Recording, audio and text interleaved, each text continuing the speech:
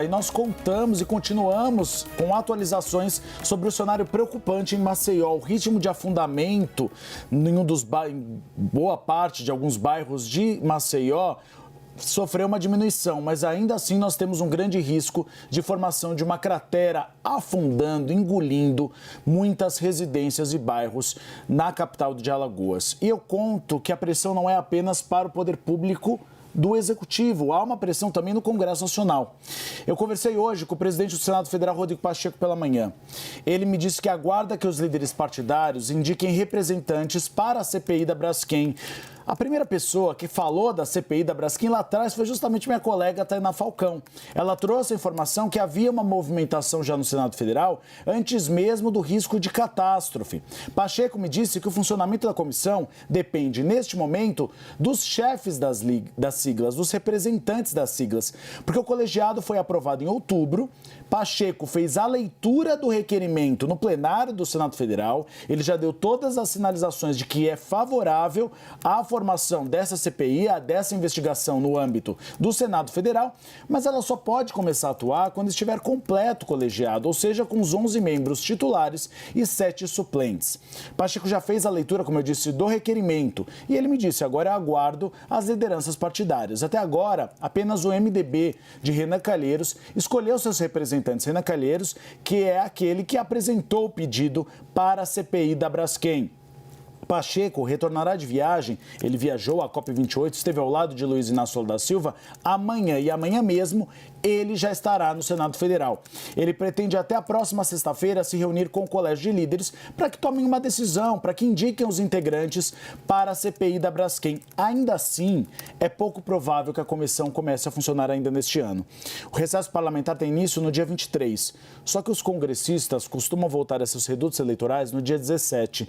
E na próxima semana, as prioridades são as pautas econômicas e as sabatinas, tanto dos indicados de Lula para a Suprema Corte, como a Procuradoria-Geral da República.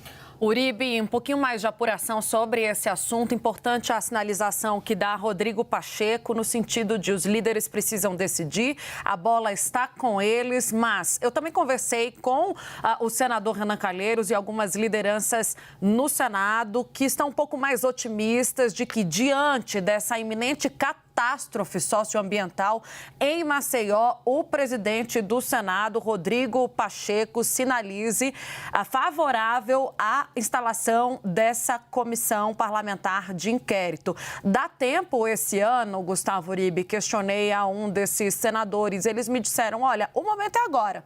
O momento é agora, a gente está nesse iminente risco de afundamento de 5 bairros, 20% da capital Maceió, da capital de Alagoas. Se esse assunto não for discutido agora, a gente sabe o que acontece. Deixa para o ano que vem, isso não será discutido novamente.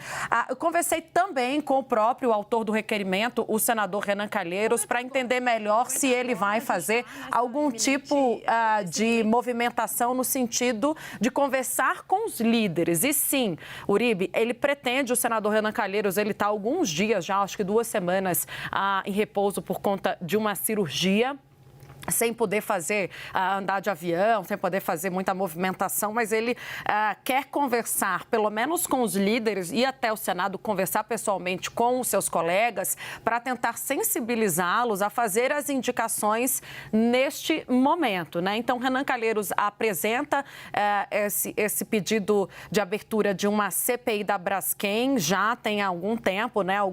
E foi agora em agosto ou setembro. Foi agora em agosto, isso, agosto, setembro. Agosto ou setembro ele apresenta esse movimento, mas fica ali, ele me diz, olha, não é uma coisa fácil, há um movimento, em outras palavras, um lobby forte da Braskem, porque a Braskem tem uma presença muito forte na economia do país, especialmente no Nordeste, então isso acaba influindo também nas decisões políticas, né? Nas decisões de líderes partidários para se posicionar contrariamente à petroquímica. Mas Renan Calheiros promete movimentação essa semana, promete ele próprio conversar com os líderes e a gente sabe que isso acaba fazendo algum tipo também de pressão no presidente do Senado, Rodrigo Pacheco, que já começa a demonstrar mostrar, ou pelo menos a falar de forma mais positiva sobre essa CPI. E a possibilidade da catástrofe também fez com que integrantes do governo federal se posicionassem a favor da CPI. Nos bastidores,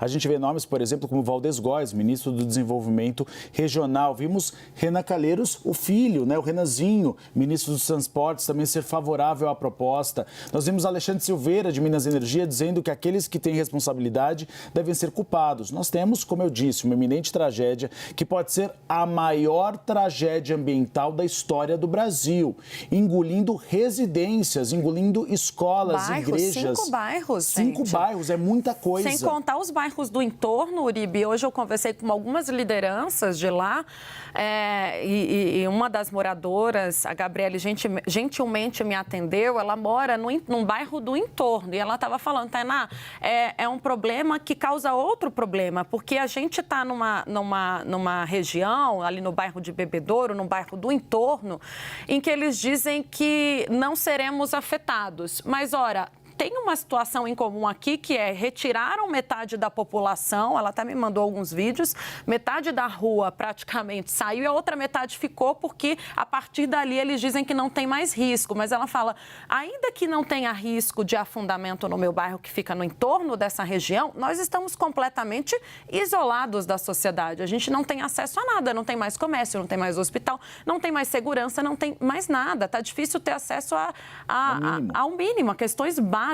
Então, assim, é um problema que precisa urgentemente ser resolvido ou então a gente vê ele se alastrando, né? A gente vê realmente toda a cidade, a 20% da capital de Alagoas, Maceió, sendo impactada por essa situação, né? Que já se arrasta há anos, vale lembrar, pelo menos 5 anos esses moradores vêm relatando a crise que enfrentam e não são ouvidos pelas autoridades.